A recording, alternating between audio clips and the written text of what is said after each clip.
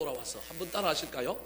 영적 질병의 네 가지 증세. 영적 질병의 네 가지 증세. 자, 우리 수요일마다 말라기서를 강의하고 있는데요. 오늘 1장만 가지고 이제 네 번째 강의합니다. 먼저는 1장 1절부터 5절까지 한번 설교했고요. 그다음에 6절부터 14절까지 한번 설교했는데 1장 전체를 아울러서 다시 한번 조금 큰 각도에서 한번 봐야 되겠다 싶어서 여러분들에게 다시 한번 1장을 가지고 설교합니다. 자, 말라기라고 하는 성경책의 어떤 배경을 좀 살펴보면 이스라엘 백성들이 바벨론의 포로로 잡혀갔다가 돌아왔어요. 돌아오고 난 다음에 1차 포로들이 귀환하고 그 다음에 성전을 다시금 짓다가 중단된 것을 학계 스가랴라고 하는 선지자가 나서서 격리함으로 다시 지었어요. 그리고 2차 때 누가 돌아오느냐 하면 에스라라고 하는 대율법 학자가 돌아와서 영적인 부흥운동을 일으킵니다. 그럼에도 불구하고 그 부흥운동이 사실은 성공을 못해요. 왜 못하느냐 하면 성전은 지어졌지만 성벽이 완성되지 아니하여서 성 자체가 안전하지 않으니 사람들이 성 안에 와서 살지를 않는 거예요. 성 안에서 살지 않으니 예배하는 빈도도 부족하고 성전 중심으로 이스라엘 백성들은 진을 치고 생활을 해야 되는데 그것이 안 되니 율법적으로도 문제가 있고 세상적으로도 계속하여 세속화의 물결에 혼합주의에 사로잡히게 되는 거예요. 그래서 영적 부흥운동이 제대로 되지 못하니까 예배 드리는 것도 온전지 못하는 거예요. 이 소식을 누가 듣게 되느냐 하면 페르시아 바사라고 하는 그 당시 세계 최강대국의 나라에 있던 고위 공무원이었던 느헤미야라고 하는 사람이 그 소식을 듣고 내가 이 성벽을 가서 완성해야 되겠다. 3차 포로 귀환을 하여 성벽 재건 공사를 완공합니다. 이게 이제 느헤미야예요. 사실은 구약 성경의 제일 마지막 책이 느헤미야라고 보면 됩니다. 근데 느헤미야 시대 이후에 이렇게 성전도 지었고 성벽 재건 공사도 했고 이제 포로기에서 돌아온 사람들이 하나님을 중심으로 성전을 중심으로 다시금 영적인 부흥을 일으켜야 되는데 여전히 문제가 생긴 거예요.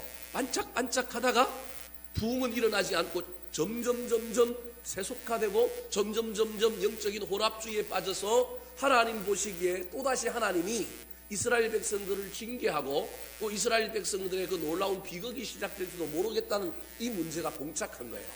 신앙이 좋아져야 되는데 좋아지지 않은 거예요. 나라가 망하고 바벨론 포로로 잡혀갔을 때 우리가 돌아가면 우리가 멋지게 한번 영적으로 재건을 해보리라. 우리가 돌아가면 하나님도 열심히 섬기리라 그랬는데 포로로 잡혀가기 이전과 똑같은 삶을 그대로 반복해서 살고 있는 거예요. 이게 우리 인간의 딜레마입니다. 은혜를 받으면 반짝하지만 늘 저와 여러분이 근본적인 변화가 없으면 같은 패러다임을 반복하게 되는 거예요. 그래서 우상을 섬기고 세속주의에 빠져있고 혼합주의에 빠져있는 거예요. 근데 문제는 자신들이 자기들의 영적인 것을 모르는 거예요. 현대의학에서는 치료보다 예방을 더 강조합니다.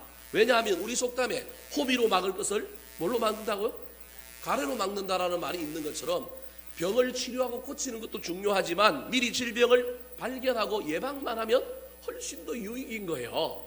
그러려면 뭘 해야 되느냐 하면 국가에서 2년마다 한 번씩 뭐 시켜요? 건강검진 시키잖아요. 또 그것 갖고 안 되는 사람은 자기가 개인으로 돈을 들여서라도 정밀 종합 건강진단을 받고 더 깊이 받고 그래서 내 병에 문제가 없는가 내 삶에 내 건강에 어떤 적신호가 있는가 자꾸 살펴보잖아요. 육신적으로도 이런 일을 해야 한다면 영적으로도 영적인 분별력과 통찰력 영적인 감수성을 가지고 내 신앙이 지금 어떤 상태에 있는가 내가 영적으로는 병들었는가 아니면 어떤 문제가 있는가 늘 살펴야 하는데 사람이 이 안경, 이 진단력을 갖고 있지 못하면 영적으로 깨어있지 못하면 자꾸 나는 문제없어. 그리고 왕년의 신앙에 빠져갖고 내가 왕년에 어떻게 했는데 그걸 가지고 오늘 우려먹는 거예요. 늘 제가 강조하는 것처럼 오늘은 오늘 받은 은혜로 살아야 되는 거예요. 어제 받은 은혜로 오늘을 살면 안 되는데 저와 여러분이 자꾸 착각해요. 내가 옛날에 신앙생활 잘했다라는 거예요. 그게 오늘하고 무슨 상관이 있냐는 거예요. 오늘 나는 지금 어떠냐는 거예요. 그래서 내가 나를 비춰볼 수 있는 거울이 있어야 되는 거예요. 내가 나를 진단할 수 있는 진단 도구가 있어서 내 신앙은 지금 어떠한가 내 삶은 어떠한가 자꾸 살펴야 되는데 이 시대에 말라기라고 하는 선지자가 있었던 즉 구약의 마지막 시대 신약으로 넘어오기 전에 그 마지막 시대의 이스라엘 백성들은 이 영적인 진단력을 잃어버린 거예요. 자기들이 어떤 영적인 상태에 있는지 모르는 거예요. 그래서 말라기라고 하는 선지자를 보내서 깨닫게 하려고 하는 책이 바로 이 책이에요. 그래서 말라기가 나의 사자라고 하는 이름의 뜻을 가지고 있는 거예요. 그래서 이 사람이 진짜인지, 진짜 말라기라고 하는 사람이 이름을 가지고 있는 사람인지, 아니면 어떤 하나님이 가공의 어떤 인물을 내세웠는지 정확하게 알 수는 없지만, 이 말라기라고 하는 사람이 하나님 대신하여 이스라엘 백성들에게 찾아가서 이스라엘 백성들이 영적인 안경을 새로 하나 맞추고 새로운 진단 장비를 갖추어서 자신들이 지금 어떤 위치에 있는가, 내가 어떤 처지에 있는가 살펴보고 깨달아 알라고 말라기는 크게 6가지 대화로 구성되어 있습니다. 하나님이 질문하고 그 다음에 거기에 대한 이스라엘 백성들의 대답이 나오는 거예요. 근데 그 대답이 아주 요상해요. 시비를 건 대답이에요. 하나님이 오늘 본문 1장 2절에도 내가 너희들을 뭐 했다고요? 사랑했다 그러는데 이스라엘 백성들이 뭐라고 얘기해요? 언제 사랑했습니까? 이 시비를 거는 거예요. 그래서 하나님이 질문하고 거기에 대한 이스라엘 백성의 답변이 있고 그 답에 대한 제 답변으로 6가지가 구성되어 있는 것이 말라기 성경입니다. 오늘 1장에는 몇 가지 질문이 사실은 나오느냐 하면 한 3가지 정도의 질문이 이 안에 들어 있습니다. 이 질문들을 통하여 하나님께서 이스라엘 백성들에게 영적인 안경, 영적인 진단 장비를 줘가지고 너희들에게 지금 이런 정세가 나타나고 있어. 영적인 질병들이, 이런 질병들이 있어. 이거 놔두면 암이 되고 이거 놔두면 큰일 될 거야. 안 돼, 내가 또 개입해야 돼. 너희들 빨리 깨닫고 그걸 좀 깨닫고 돌아와라라고 하는 이야기를 1장에서 서두에 하고 있는 겁니다. 자, 그렇다면 오늘 본문에 이스라엘 백성들이 영적인 안경을 다시 끼고 영적인 진단 장비를 가지고 자신들의 영적인 질병, 영적인 어떤 정세들이 나타나는지를 깨달아야 할까요? 오늘 본문 말씀을 살펴볼 때 저와 여러분도 은혜를 받고 혹시 이스라엘 백성들에게 나타난 영적 질병의 정세들이 우리에게도 있지는 않은지 살펴보고 혹시 그것이 있다면 저와 여러분이 돌이키고 다시금 주께로 돌아가고 그것을 불태우고 없이 하여 다시금 저와 여러분이 영적인 건강성을 회복하게 되기를 우리 구주 예수 그리스도의 이름으로 축원합니다. 자, 그렇다면 말라기 1장에 나타난 그 당시 이스라엘 백성들의 영적인 질병의 4가지 정세는 무엇일까요? 첫 번째 정세입니다. 따라하시겠습니다. 영적인 무감각. 영적인 무감각. 다른 말로 표현하면 은혜가 없는데 은혜가 있는 줄 아는 거예요. 사랑의 느낌을 못 받는 거예요. 지난번에도 설교했던 것처럼 하나님은 사랑한다 그러는데 사랑하시는 분은 사랑하고 있는데 사랑을 받는 사람이 사랑을 느껴요, 못 느껴요? 못 느끼고 있는 거예요. 이게 문제라는 거예요. 영적인 질병의 최초의 문제는 하나님 사랑이 내가 느껴지고 있는가? 하나님이 나를 사랑하신다는 게 느껴지고 있는가? 2절 말씀 같이 한번 읽어볼까요? 시작. 내가 너희를 사랑하였노라 하나 너희는 이르기를 주께서 어떻게 우리를 사랑하셨나이까 하는도다. 나 여호와가 말하노라 에서는 야곱의 형이 아니냐 그러나 내가 야곱을 사랑하였고. 왜 그러셔요? 자, 2절에 보니까 불났다는 얘기 때문에 당황했나 봐요. 자, 2절에 보니까 뭐라고 얘기하냐면 하나님이 뜬금없이 이스라엘 백성들이 나타났고 내가 너희들을 뭐 한다고요? 사랑한다는 거예요. 왜 하나님이 뜬금없이 얘기를 할까요? 사랑을 못 느낀다는 걸 하나님이 안 거예요. 여러분 지금 신앙생활하고 있는 저와 여러분의 가슴에 하나님의 사랑이 느껴져서 이 사랑 때문에 저와 여러분의 가슴이 콩닥콩닥 뛰고 뜨겁고 기쁘고 즐겁냐 이거예요. 신앙생활 오래 하다 보면 이게 안 그럴 수가 있다라는 거예요. 그래서 그 사랑을 다시금 일깨워주려고 얘들아 내가 너희들 사랑해. 그러면 다시금 살펴보고 왜 사랑이 안 느껴질까? 어떻게 해야 될까? 그러면 주님 사랑을 좀 더 주세요. 내가 못 느낍니다. 이래야 되는데 지금 어떻게 하고 있어요? 언제서 우리를 사랑했습니까? 그러는 거예요. 거기에 대한 하나님의 해법이, 하나님의 대답이 뭐냐 하면 제일 끝에 보니까 제 사진을 한번 지어주시면 에서는 야곱의 형이 아니냐 그러나 내가 야곱을 뭐 하였다고요?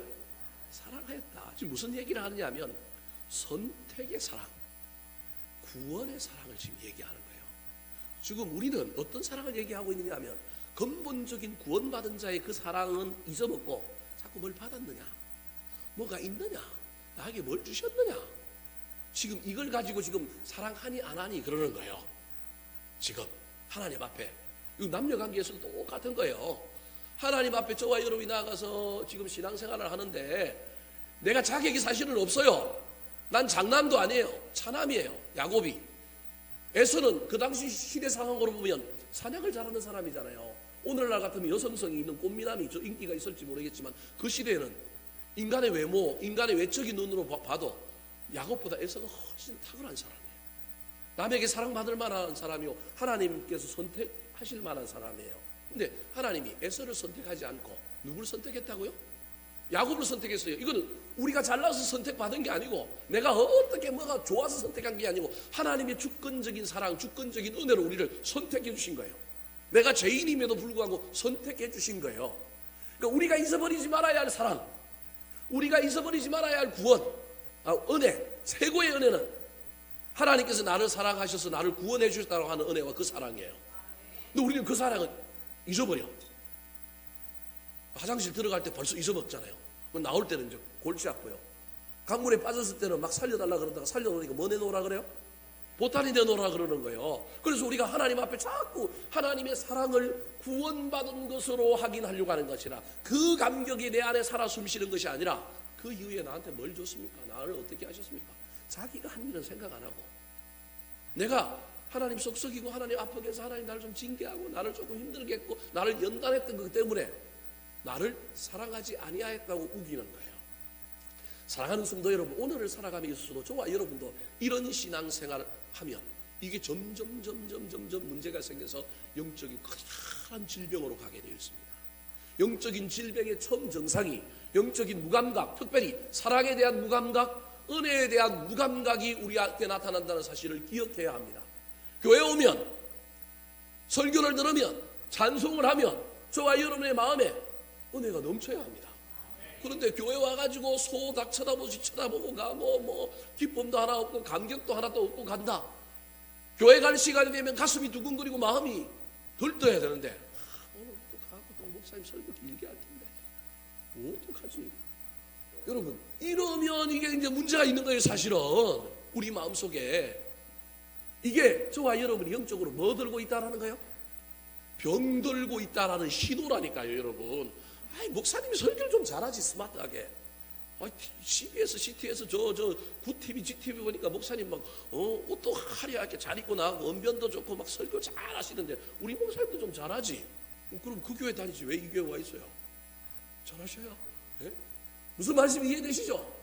저와 여러분이 가져야 할 이 놀라운 이 사랑의 느낌, 은혜의 느낌이 우리 가운데 자꾸 사라지고 있어서 내 안에 어떤 것에 대한 섭섭함, 불편 막 이런 것이 나타나면 내가 지금 영적으로 뭐 들고 있다고요? 병 들고 있다라는 걸 느껴야 된다니까요. 현대 교인들이 이걸 지금 병 들고 있다고 느끼는 것이 아니라 나를 만족시켜야 되는데 왜 못 만족시켜? 누가 문제가 있다고 생각해요? 교회가, 목사님이. 이게 소비자 만족 시대를 살아가는 교회 이야기예요. 여러분이 마케팅의 관점에 여러분이 소비자예요. 목사는 회사의 대표야. 지금 목사가 예배를 잘 만들어갖고 여러분을 뭘 시켜야 돼요? 만족을 시켜야 돼요. 아니 왜 여러분을 만족시켜야 돼요? 누굴 만족시켜야 되는데? 하나님을 만족시켜야 되는데 오늘날 목사들의 관심이 어떻게 하면 교인들을 하나 잡을까? 어떻게 하면 교인들 마음을 흡족하게 만들까? 오늘 우리가 드린 예배가 하나님을 얼마나 기쁘게 했는가? 이거기 있지 않다니까요. 오늘 우리가 드린 예배를 하나님이 받으셨을까?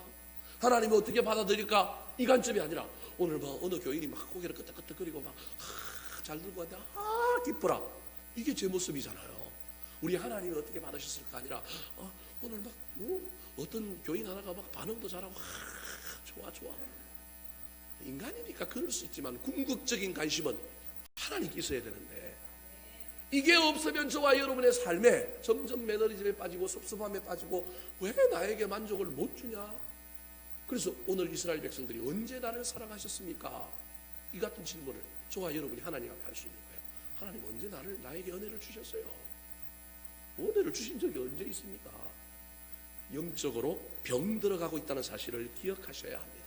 사랑하는 성도 여러분, 다 잊어버려도 모든 복을 다 받아도 구원에 대한 감격을 잃어버리면 하나님이 나를 사랑하셔서 구원하셨다라고 하는 이 놀라운 은혜가 사라져버리면 왕입니다. 이것을 붙들고 있어야 거기에 하나님이 더하여 복을 주실 줄 믿습니다. 이 사랑에 무감각하지 않고 이 은혜에 무감각하지 않고 이것만은 붙들고 살아간 올 한 해가 되셔서 때로는 우리 인생에 어려운 일이 있고 때로는 섭섭한 일이 있고 때로는 억울한 일이 있더라도 그래 주님 날 구원하셨지 왜 날 구원하셨습니까? 이런 부족한 자를 주님 참 감사합니다. 이 구원과 이 사랑에 대한 은혜는 잊어버리지 않고 살게 되기를 우리 구주 예수 그리스도의 이름으로 축원합니다. 두 번째, 우리가 영적으로 병들어가고 있다는 정세 무엇일까요? 오늘 본문에 나타난 이스라엘 백성들, 말라기 시대 이스라엘 백성들이 영적으로 어떤 질병을 앓고 있었을까요? 따라하시겠습니다. 영적인 반항심. 영적인 반항심. 아까는 영적인 무감각이라고 그랬습니다. 그건 사랑을 잃어버린 거고 은혜를 잃어버린 거예요. 두 번째로는 영적인 반항심은 교만입니다. 교만. 말라기 곳곳에 하나님께 교만하고 하나님께 대적하고 하나님께 반항하는 이스라엘 백성들의 이야기가 나옵니다. 오늘 1장에도 벌써 두 개가 나옵니다. 자, 6절 말씀 같이 한번 읽어볼까요? 6절 시작. 내 이름을 멸시하는 제사장들아, 나 만군의 여호와가 너희에게 이르기를 아들은 그 아버지를 종은 그 주인을 공경하나니 내가 아버지일진데 나를 공경함이 어디 있느냐, 내가 주인일진데 나를 두려워함이 어디 있느냐 하나 너희는 이르기를 우리가 어떻게 주의 이름을 멸시하였나이까 하는도다. 삐딱한 아들이 되어가는 거예요. 아들은 아버지를, 종은 주인을 공경하는 것이 마땅하다. 그 말은 공경 안 했다고 지금 얘기하는 거예요. 근데 뭐라고 얘기해요? 우리가 어떻게 주의 이름을 멸시하였습니까? 멸시한 적이 없다. 빼딱해가지고 지금 하나님께 반항하고 지금 덤비는 아들의 모습이 나오는 거예요. 7절도 읽어볼까요? 7절. 자, 7절 말씀입니다. 시작. 너희가 더러운 떡을 나의 제단에 드리고도 말하기를 우리가 어떻게 주를 더럽게 하였나이까 하는도다. 이는 너희가 여호와의 식탁은 경멸히 여길 것이라 말하기 때문이라. 예가 없는 거예요. 예는 어디로 가고 사라지고 난 다음에 뭐가 있느냐면 하나님 앞에 언제 그랬습니까? 도대체 뭡니까? 그 얘기를 하는 거예요. 더러운 떡을 들여놓고도 우리가 어떻게 주를 더럽게 하였나이까. 계속해서 딴지를 걸고 태클을 걸고 하나님 앞에 바라보고 덤비는 거예요. 이게 어디까지 계속되느냐 하면 말라기 끝까지 3장까지 계속됩니다. 다음 화면을 넘겨주시겠어요? 이런 표현들이 말라기에 몇 번이나 나오느냐 하면 6번 나옵니다. 주께서 어떻게 우리를 사랑하셨나이까, 우리가 어떻게 주의 이름을 멸시하였나이까, 우리가 어떻게 주를 더럽게 하였나이까, 우리가 어떻게 여호와를 괴로우시게 하셨나이까, 우리가 어떻게 주의 것을 도덕질하였나이까, 우리가 무슨 말로 주를 대적하였나이까. 제일 마지막에 하나님 참다 못해서 딱 얘기하니까 야, 너희들 심지어 나한테 대적했다, 덤볐다, 너희들이 나하고 맞짱 뜨려고 그랬다, 너희들이 하나님 되려고 했다라는 게 저 대적은.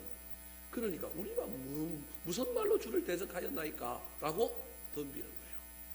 이게 이 영적인 반항심, 영적인 교만이 우리 가운데 나타나기 시작하는데도 불구하고 우리는 지금 정의로운 상태에서 내가 할 말을 했다고 생각하지 내가 영적으로 교만하다고는 못 느끼는 거예요. 여러분, 아벨이 창세기 3장에 보면 가인이 아벨을 죽입니다. 근데 하나님이 나타나갖고 가인에게 네 동생 어디 갔느냐 묻습니다. 여러분, 그때 가인이 뭐라 그래요? 내가 동생을 지키는 자니까. 똑같은 말입니다. 사실은 여러분, 교만해지면, 저와 여러분이 교만해지면, 말에 토를 달기 시작하고 교만해지면 하나님의 묻는 말에 대답하는 것이 아니라 도리어 하나님께 대응하고 대적하고 이런 삶을 살고 있는 겁니다. 혹시 지금 저와 여러분이 이 교만의 상태에 들어가 있지는 않습니까? 여러분, 말만 가지고 오늘 제가 지금 여러분에게 예를 들었습니다. 이 말의 문제가 사실은 아니고 태도의 문제라는 거예요. 말과 태도는 어디로부터 나와요? 마음으로부터 나오는 거예요. 그러니까 마음에 무엇이 있느냐는 거예요. 내가 주인인 거예요. 내 판단이 옳은 거예요. 하나님이 주인이 아니라 내가 주인 되니까 주인된 내 마음에서 원망과 불평을 쏟아놓는 거예요. 여러분, 원망과 불평을 쏟아놓는 건 나쁜 건 아닙니다. 하나님께 갖고 하나님 앞에 원망 불평을 쏟아놓을 수 있습니다. 오늘 본문의 이야기는 우리가 기도할 때 하나님 앞에 원망을 쏟아놓고 불평을 쏟아놓고 이해가 안 됩니다, 하나님 도대체 어디 있습니까, 이 얘기가 아니라 삶의 현장에서 지금 우리가 보이고 있는 태도인 거예요. 하나님이 없는 거예요. 누가 주인인 거예요? 내가 주인인 겁니다. 사랑하는 성도 여러분, 올 한 해 혹시 저와 여러분에게 나타나는 교만, 잠시 잠깐의 자랑, 잠시 잠깐의 하나님의 영광을 훔치는 정도가 아니라, 인간이니까 그럴 수 있어요. 이것도 조심해야 돼요. 목사인 저도 강대상에서 하나님 말씀을 전하는데 하나님을 가리키는 손가락인데 사람들이 저 하나님을 바라보지 하고 내 손가락 바라볼 때 저도 어떻게 해요? 우쭐해지는 거죠. 잠시 잠깐 영광을 훔쳤다가도 빨리 손을 거두고 우리 하나님을 바라볼 수 있는 영적인 분별력이 저와 여러분에게 있어야 하는데, 그것도 없는 상태에서 저와 여러분이 자꾸 내 인생의 주인이 되어가고 있다면 이건 교만의 전세로 나아가는 거예요. 하나님이 교만을 제일 싫어하는데 그 교만이 갑자기 막 커져갖고 나타나기 전에 우리 가운데서부터 점점 교만이 커져가고 있는 걸 기억하셔야 합니다. 여러분, 더 잘하기 전에 완전하게 나타나서 내가 하나님처럼 되려고 할 때, 그때가 되기 전에 그 교만을 빨리 쳐서 무너뜨려야 합니다. 뱀이 찾아와서 아담과 하와에게, 특별히 하와에게 너 정말 먹으라 그러느냐, 이게 딴지거는, 말로 딴지거는 이 뱀의 이야기가 오늘 본문의 이야기요, 가인의 이야기요, 전부 이거란 말이에요. 그게 사실은 마음에서부터 이미 교만이 싹 뜯어 나온 거예요. 그걸 누구한테 지금 심느냐 하면 아담과 하와에게 심는 거예요. 정령 죽으리라 그러는데 죽을까 하노라. 그죠? 그러면서 말이 점점 바뀌기 시작합니다. 여러분, 제가 지금 여러분이 무슨 얘기를 하려고 하느냐 하면, 올 한 해 저와 여러분이 사람에게 하나님께 말하고 있는 말을 잘 살피시기 바랍니다. 내가 내 입술의 말을 잘 살피시기 바랍니다. 뭐 내가 태도로, 행동으로, 어떤 삶의 가치로 교만을 크게 완성하여 자라게 할 수도 있는데, 그 자라게 하는 그 완성의 교만에 나아가기 전에 어디서부터 시작한다고요? 내 말에서부터 시작합니다. 저도 열심히 먹어요. 저 자신을 내 말에서부터 시작한다는 거예요. 내가 혼자 하는 말, 나하고 친한 아내랑 하는 말, 부부끼리 하는 말, 내 친한 사람들끼리 하는 말, 그 말 속에 이미 뭐가 자라기 시작하느냐 하면 교만이 자라고 있는 것이 보입니다. 여러분, 제가 지금 이렇게 설교하니까 이제 남 말하는 걸 보고 저 교만해져가고 이러지 마십시오. 여러분, 제가 지금 말하는 건 절대 남한테 적용하라는 게 아니라 누구한테 적용하라는 거예요? 나한테 적용하라는 거예요. 제발 거꾸로 하지 마세요. 한국 사람 어디 가서 하나 배우면 꼭 남한테 하더라고요. 김집사, 뭐 안건사, 뭐 우리는 안건사가 없으니까 김집사는 좀 있긴 한데, 하여튼 남한테 적용하지 말고 자기한테 하는 거예요. 올 한해 내 말이 부드럽지 않고, 내 말이 긍정적이지 않고, 내 말에 가시가 돋쳐 있으면 내가 지금 어디를 향해 나아가고 있다고요? 교만으로 향해 나아가고 있다. 기억하셔야 됩니다. 나중에는 내가 하나님 자리에 앉을 거예요. 그래서 눈이 밝아져서 하나님과 같이 된다는 말에 그냥 선악과 딱 따먹어버리는 것처럼 그때 저와 여러분의 교만이 절정에 이르게 되는 거예요. 내 인생은 완전히 내가 되는 거예요. 하나님은 보조적인 수단이에요. 하나님은 내 인생을 결정하고 내가 이끌어가는데 나한테 그냥 도움 주는 정도예요. 내가 하나님을 따라 사는 게 아니게 되어버리는 겁니다. 잘 기억하셔서 영적인 반항심, 특별히 말을 통하여 나오는 이 반항심이 교만이 될 수 있다는 사실을 잘 기억하여 내 입술에 어떤 말이 있는지를 살펴봄으로 말미암아 영적인 질병의 정세들을 잘 파악하셔서 말 속에 나타난 내 영적인 어떤 상태를 잘 분별하셔서 다시금 말을 쳐서 독종시키고 하나님 앞에 겸손하게 나아가는 신앙생활을 하게 되기를 예수님의 이름으로 축원합니다. 마지막으로 영적인 질병의 정세, 마지막 아닌데 4개입니다. 4개. 네, 쏘리. 네. 세 번째, 영적인 소홀함입니다. 한번 따라 하실까요? 영적인 소홀함. 영적인 소홀함. 자, 영적인 소홀함은 뭐냐면 적당주의, 편리주의예요. 내 신앙에 물론 우리가 완벽하게 완벽주의 기질 별로 좋은 건 아닙니다. 저도 사실은 뭐 지금 이렇게 뚱뚱하고 이렇게 몸이 안 좋은 것 중에 하나는 일 중심에다가 완벽주의적인 저의 기질 때문에 사실은 스트레스 때문에 오는 질병들이에요. 제가 겪는 여러 가지 질병들이. 그래서 전 좀 너그러워질 필요가 있어요. 조금 기준을 좀 완화할 필요가 있어요. 이 기준을 그대로 갖고 있는데 내가 원하는 기준이 안 되니까 그걸 말하지 않고 참으려고 하다 보니까 사실은 참지도 못하고 또 그러면서도 또 참으려고 하다 보니까 사실은 병이 되는 거예요. 사실은. 그런데 지금 제가 말하는 건 그런 정도의 완벽주의는 아닐지라도 우리 신앙에 자꾸 편리주의를 추구하고 적당주의를 추구하면 병들어가고 있다는 걸 기억하셔야 돼요. 사람이 삶의 주기와 자기 패턴의 주기에 따라서 때로는 내리막길을 갈 수도 있어요. 내리고 오르고 하다가 오르는 거예요. 제가 그것까지도 나쁘다고 얘기하는 건 아니에요. 근데 전체적으로 내 삶이 자꾸 하향 곡선을 그리면서 적당히 그 다음에 쉬운 것 편한 걸 쫓아가고 있느냐는 거예요. 여러분, 신앙은 결코 쉬운 게 아닙니다. 예수 믿는 게 쉬운 거면 뭐하러 믿어요? 수요일날 나오는 사람들이니까 제가 이 얘기합니다. 주일날 이렇게 했다가 다 도망갈 수도 있으니까. 예수 믿는 건 손해보는 거예요. 예수 믿는 건 섭섭한 거예요. 아니 예수를 믿는데 안 섭섭해? 그 말이 안 되는 거지. 예수 믿으면 억울한 거예요. 예수를 믿는데 안 억울해요? 그 기독교를 잘 모르는 거예요. 아, 예수를 믿으면 당연히 억울해야지. 우리 예수님 얼마나 억울하셨어요? 우리 예수님 얼마나 섭섭하셨을까요? 예수 믿으면 손해 안 봐요? 손해 보잖아요. 예수님만 손해 봤어요? 부리는 사람 시몬 가다가 손해 봐가지고 뭐 지고 가요? 십자가 지고 가잖아요. 남의 십자가, 자기 십자가도 아닌데 지고 가잖아요. 여러분 신앙생활은 원래 그런 거예요. 그런데 기복신앙이 교회 안에 들어오기 시작하니까 십자가와 손해봄과 억울함과 이런 건 온데간데 없어요. 물론 손해만 본다고 주구장창 손해만 보고 그런 건 아닙니다. 하나님이 눈물의 골짜기를 지나가는 사람들에게도 샘도 주시고요, 이런 비도 주시고요, 하나님 놀라운 은혜를 주시고 나중에 합력하여 선을 이루어요. 나중에 시간의 단면을 탁 띄워보면 그때는 그 속에 들어가 있을 때는 고난이가 그 지나가 보면 추억이 된다니까요. 하나님 놀라운 은혜가 얼마나 많은지 몰라요. 그러나 저와 여러분이 그걸 겪고 뛰어넘어서 합력하여 선을 이루어 주시고 역전과 반전을 주시는 은혜를 경험하지 않고 그런 건 없고 주구장창 칼바위 능선만 타고 정상에 오르리라, 뭐 신앙의 공수부대예요? 그것도 아니면 저와 여러분의 인생에 오르락내리락 한다는 걸 기억하셔야 합니다. 그때 저와 여러분이 너무 하향곡선, 너무 내리막길을 타고 너무 쉬운 것을 찾아가고 너무 적당주의를 찾아가고 너무 막 이익만을 쫓아가는 내 삶의 모양이 나타난다. 그럼 내가 지금 뭐 하고 있는 거예요? 영적으로 병들고 있는 거라니까요, 여러분. 이게 영적 질병의 특징이라는 거예요. 그게 영적인 소홀함이에요. 몇 절에 나올까요? 8절 같이 한번 읽어볼까요? 8절입니다. 시작. 만군의 여호와가 이르노라 너희가 눈먼 희생제물을 바치는 것이 어찌 악하지 아니하며 저는 것 병든 것을 드리는 것이 어찌 악하지 아니하냐. 이제 그것을 너희 총독에게 드려보라. 그가 너를 기뻐하겠으며 너를 받아주겠느냐. 단순한 헌금을 드리는 문제, 물질을 드리는 문제가 아니라 저 눈먼 희생 제물을 드리고 저는 그 병든 것을 드리는 것에 어떤 것이 있느냐 하면 희생은 하지 않고 손해는 보지 않고 적당주의, 형식주의의 어떠한 신앙의 특징을 지금 이야기하고 있는 거예요.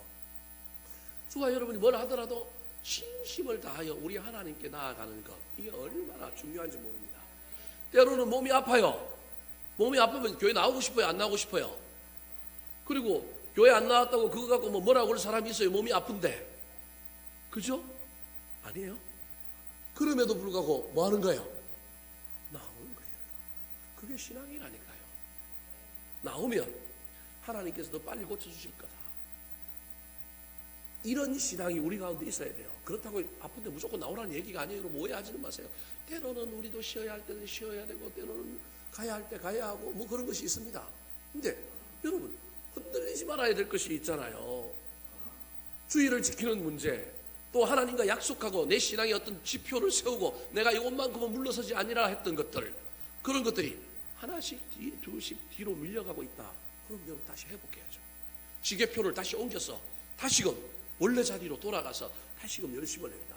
하나님 우리에게 새해를 주시는 이유가 뭐예요? 다 그런 거예요. 신앙을 옛날로 다시 돌아가서 다시 한번 도전해보라는 거예요. 넘어지고 또 자빠져도 또 시작해봐야 되는 거예요. 봉사를 하다가 섬기고 헌신하다가 지쳤어, 나가 떨어졌는데 또 하나님 나한테 또 새 마음을 주셔서 또 오는 거 얼마나 감사해요. 저는 우리 일부 예배 홍만택 집사님 볼 때마다 얼마나 감사하죠. 여러분 너무 뭐라 그러지 마세요. 나오다가 안 나오다가 그런 분들이 또 줄기차게 나오잖아요. 참 감사해요. 근데 조금 더 나오는 빈도가 많아지고 조금 더 성장하면 얼마나 좋을까, 이런 마음이 있어요. 이제만 하면 나오고 얼마나 감사해요. 근데 기가 막히게 또 나와서 또 찬양단 또 봉사를 해요. 우리 일부 찬양단 하면 속이 썩을 거예요. 여러분 그래도 얼마나 감사해요. 이게 저와 여러분의 신앙생활이어야 한다는 것을 잊어버리지 마시기 바랍니다. 형식주의, 적당주의, 편리함을 쫓아가는 신앙이 나한테 반복적으로 나타난다, 지속적으로 나타난다. 내가 이거 병들어가고 있는 거다. 기억하셔야 합니다. 이 병이 큰 병 될 겁니다. 이 병이 우리 인생에 엄청난 비극을 가져다 줄 겁니다. 그래서 때로는 기간을 정해놓고 특세를 하고 기간을 정해놓고 우리를 좀 더 혹독하게, 우리를 좀 더 강하게 몰아붙이는 신앙의 훈련들을 해야 되는 이유가 여기에 있는 거예요. 그래서 우리 가운데 절기를 주시고 때로는 리바이벌을 하게 하시는 교회에 놀라운 장치들이 몇 가지 있는 것들이 이유가 거기에 있는 거예요.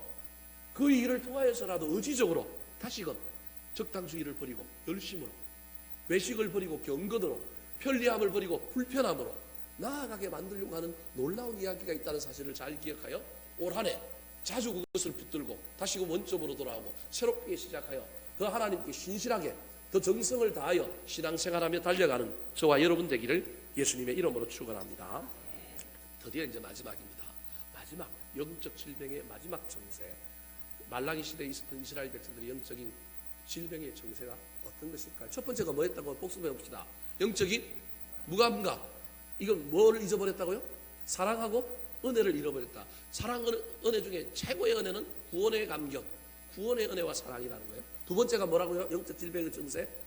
반항심. 이건 교만인데 어디로부터 나온다고요?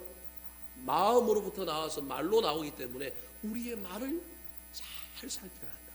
그러면 교만이 엄청난 열매를 맺지 않고 완전체로 자라지 않도록 우리가 잘 관리할 수 있다는 거예요. 세 번째가 뭐라고요? 영적인 소홀함, 편리주의, 적당주의, 형식주의가 우리 가운데 나타나면 이 병 들어가고 있는 이 소홀함. 네 번째입니다. 따라하시겠습니다. 예배 경시 풍조. 예배 경시 풍조. 우리가 영적으로 병이 드느냐 안 드느냐 여러 가지가 앞에 세 가지도 있지만요, 제일 중요한 게 예배입니다. 여러분 어쩔 수 없습니다. 이 기독교의 바로미터가 여기에서 나오기 때문에 그래요. 이스라엘 백성들이 왜 자기를 진단할 수 있는 안경이 없을까요? 말라기 시대 이스라엘 백성들이 왜 자기를 진단하는 진단 툴이 없어갖고 이렇게 질병의 정세를 보이고 있는데도 몰라서 주님께서 말라기 선지자를 통하여 알려주고 있을까요? 핵심은 예배예요. 사실은 말라기 1장의 모든 문제의 핵심은 어디로 기결되는 거예요? 예배의 은혜를 못 받은 거예요. 따지고 보면 예배를 중요시 여기지 않고 예배의 목숨을 걸고 예배의 생명을 걸지 않고 오다 보니 은혜를 못 받으면서 악순환의 고리가 계속해서 돌아가고 있는 거예요. 여러분 이건 오늘날도 마찬가지입니다. 제가 여러분을 전부 교회로 모아놓고 막 예배 드려라, 예배 안 드리면 죽는다, 그래서 예배 지상주의로 여러분을 끌고 가고 싶어서 하는 얘기가 아니라 기독교의 모든 능력은 여기로부터 나옵니다. 어쩔 수 없습니다. 이거는 이 능력을 기독교가 지금 잃어버리는 거예요. 이 예배를 어떻게 드릴 거냐, 내가 어떻게 예배의 제물이 될 거냐, 자꾸 강대상에서 우리 보고 만족시키라가 아니라 내가 제물인데 제물이 죽어야 되는데 주일날로 하고 아무도 안 죽어 살아가고 퍼덕퍼덕거려가고 앞에 뭐 사장팀이 오늘 옷을 어떻게 입었니, 오늘 누가 뭐 실수를 하니, 누가 어떻게 했니, 뭐 이런 얘기만 골라서 하고 있는 거예요. 제물인데 제물이 죽어야 되는데 죽지를 않고 자기가 살아가고 오만 평가를 다 하고 있으니 이 예배를 드린 거예요, 본 거예요? 드리기보다는 본 거 있을 가능성이 많지 않습니까? 그럼 헌금한 거는 헌금이에요, 입장료예요? 뭐가 뭔지는 이게 헷갈리는 거예요, 여러분. 저와 여러분의 삶 속에 그래서 예배가 엄청 중요한 겁니다. 그래서 여러분 수요 예배 나온 여러분이니까 여러분에게는 더 하나님께 가까이 가고 더 하나님의 은혜와 은총을 입으라고 제가 여러분에게 얘기하는 거예요. 이 예배가 성공되느냐 마느냐에 따라서 이게 얼마나 예배가 성공하는지 몰라요. 근데 이 당시 말라기 시대 이스라엘 백성들 예배가 어땠는지 한번 볼까요? 자, 13절 말씀 같이 읽어보겠습니다. 시작. 만군의 여호와가 이르노라 너희가 또 말하기를 이 일이 얼마나 번거로운고 하며 코웃음치고 훔친 물건과 저는 것 병든 것을 가져왔느니라. 너희가 이같이 봉헌물을 가져오니 내가 그것을 너희 손에서 받겠느냐. 이는 여호와의 말이니라. 이 일이 얼마나 번거로운가. 아이고 꼭 예배 이렇게 드려야 돼? 뭐 이렇게 길게 드려야 돼? 뭐 꼭 이렇게 해야 돼? 그러면서 또 뭐라고요? 코웃음을 치는 거예요. 여러분 예배자가 예배 드리면서 코웃음 치는 게 얼마나 한국 사회에 지금 만연해 있는지 모릅니다. 자기가 판단하고 저거는 아닌데 저거는 틀렸는데 저거는 이상한데. 여러분 이 예배가 완전히 망가진 거예요. 예배가 망가지니 내가 지금 병 들어가고 있음에도 불구하고 내가 지금 영적인 어떤 질병이 있는지를 판단할 수가 없는 거예요. 모든 도구가 다 망가져 버리는 겁니다. 14절 말씀 같이 읽어볼까요? 14절 시작. 짐승떼 가운데 수컷이 있거늘 그 서원하는 일에 흠있는 것으로 속여 내게 드리는 자는 저주를 받으리니 나는 큰 임금이요 내 이름은 이방 민족 중에서 두려워하는 것이 됨이니라. 만군의 여호와의 말이니라. 복은 받고 싶어 갖고 뭐는 해요? 서원은 해. 근데 서원하는데 그것도 아까워가지고 험이 있는 것을 드리는 거예요. 험 없는 것을 드리는 돼야 되는데 험 있는 걸 드리는 거예요. 그래 놓고는 하나님 앞에는 험 없는 축복을 받으려고 기가 막힌 현장이 벌어지고 있는 거예요. 이 예배가 무너지니 영적인 진단 도구도 사라지고 영적인 거울과 안경도 사라져 버리니 모르는 거예요. 그래서 예배는 영적 진단의 현장인 동시에 치유의 현장이에요. 내가 질병이 있는지 없는지를 깨닫게 하는 곳인 동시에 질병을 뭐하게 하는 곳이냐면 영적인 질병을 치유하는 곳인 거예요. 그래서 어떻게 하면 저와 여러분이 우리 교회 예배가 영적으로 살아날까? 찬양 하나 속에도 영감 있는 찬양 속에 성령이 주는 것이 있고 찬양 부르다가 막 영혼이 살아나고 질병이 낫고 기도하다가 넘쳐 기도할 때 대표 기도하는데 누가 기도하는데 그 기도가 예배 중에 막 기도하는데 그 기도의 영적인 그 놀라운 강건하심에 누군가가 사로잡히고 하나님 말씀을 들을 때 우리의 영혼이 완전히 뒤집어 엎어지고 놀라운 막 하나님의 음성이 들려오고 망치로 한 대 두드려 막 있는 것 같고 막 우리 머릿속에 막 놀라운 격한 감동이 일어난다면 얼마나 멋지겠어요. 인간이 할 수 있는 게 아닙니다. 하나님께 우리가 사모하며 나아가서 거기에 성령이 부어지기를 성령이 임하기를 사모하며 나아가면 그 예배 가운데 놀라운 일이 일어나지 않겠습니까? 올 한해 우리 교회 주일 예배, 예배, 수요 예배, 금요 예배, 금요 기도회, 새벽 기도 하나님은 놀라운 은혜가 나타났으면 좋겠습니다. 특별 새벽 기도 끝나고 제가 이번 주 월요일 날 새벽 기도를 갔는데요. 놀랐어요. 제가 깜짝 압도당하는 느낌을 받았어요. 무슨 말이냐면 30명이 넘게 새벽에 앉아 있는 거예요.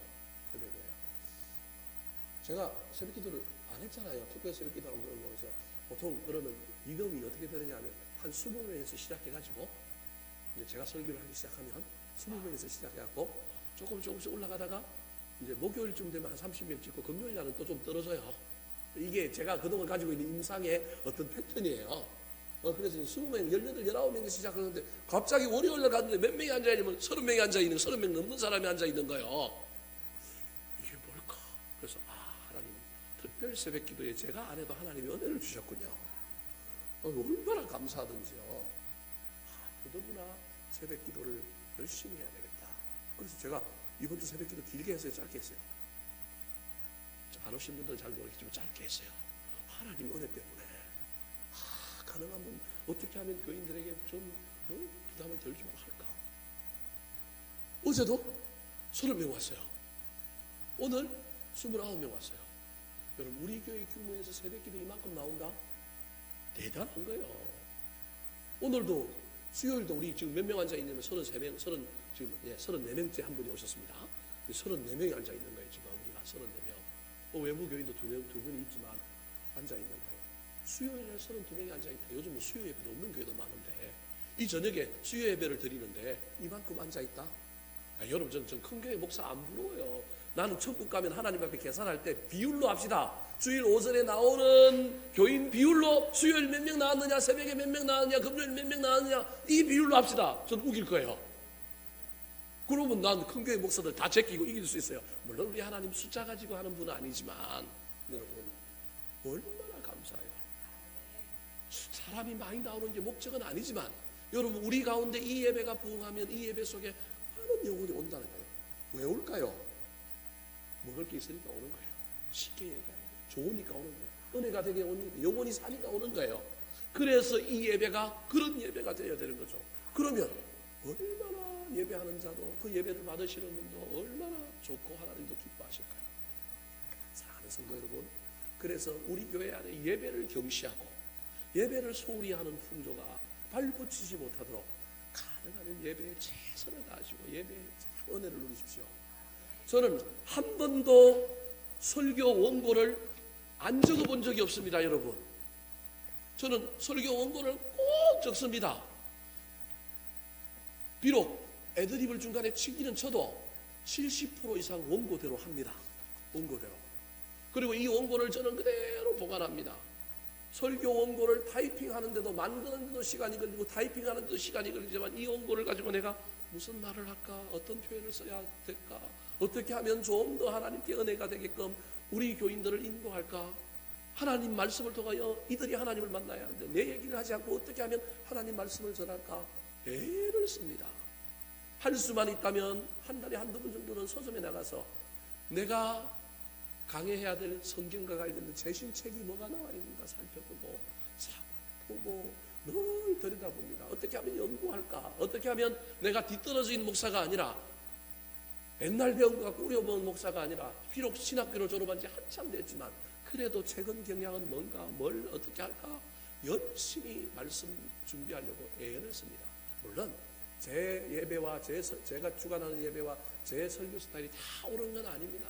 제 설교는 재미가 없잖아요. 딱딱한 거. 그럼에도 불구하고 저는 개인적으로 부끄러움이 없는 건 내가 이 예배 이 설교하기 위하여 얼마나 준비를 하는가, 얼마나 여기에 하나님 앞에 사람 앞에 부끄럽지 않도록 준비를 하느냐, 여기에 정성이 들어가 있는 거예요. 사랑하는 성도 여러분, 저와 여러분도 하나님 앞에 예배할 때 할 수만 있다면 사모하는 마음, 할 수만 있다면 기대하는 마음, 할 수만 있다면 이 예배 가운데 정말로 이왕 온 거 정성 들여서 나를 드리면 되잖아요. 시간을 드리면 되고요. 그때 우리 하나님께서 우리 교회 가운데 저와 여러분의 인생 가운데 은혜를 다하여 주실 줄 믿습니다. 한번 따라 하실까요? 영적 질병의 4가지 정상, 영적 질병의 4가지 증상, 영적인 무감각, 영적인 무감각, 영적인 반항심, 영적인 반항심, 영적인 소홀함, 영적인 소홀함, 예배 경시 풍조, 예배 경시